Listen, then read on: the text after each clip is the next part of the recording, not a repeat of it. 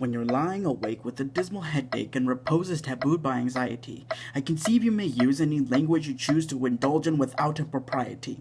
For your brain is on fire, the bedclothes conspire of usual slumber to plunder you. For sure counterpane goes and uncovers your toes and your sleep shits demurely from under you.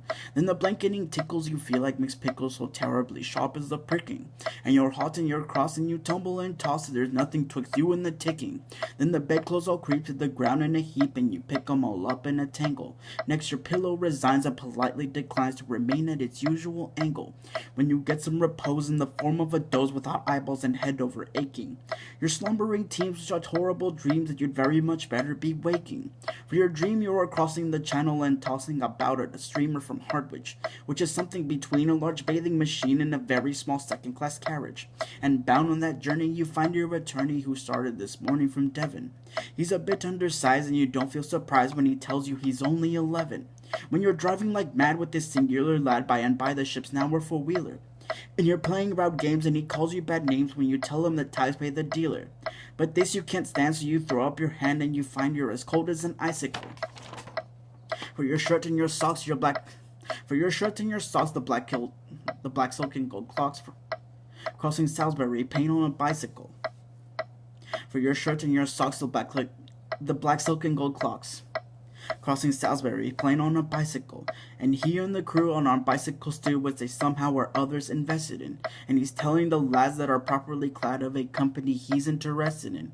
It's a scheme of devices to get lower prices, all good from cost measures to cables, which tickled the sailors by treating retailers as though they were all vegetables. You get a good spadesman to plant a small tradesman, to take off his boots with the boot tree, and his legs will take root and his fingers will shoot as they blossom and bud like a fruit tree. From the greengrocer tree you plant grapes. From the greengrocer tree you get grapes and green peas, cauliflower, pineapples, and cranberries, while the pastry cook plant cherry brandy will grant apple puffs and 3 corners and cranberries. The shares are a penny, and ever so many are taken by Rothschild and Baring.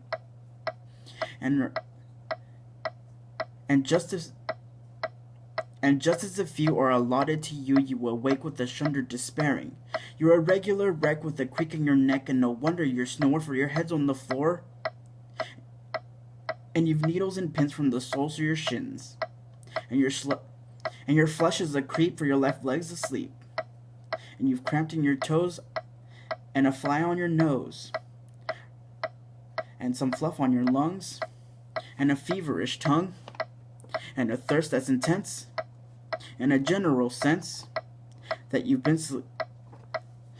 haven't been sleeping in clover, but the darkness has passed, and it's daylight at last.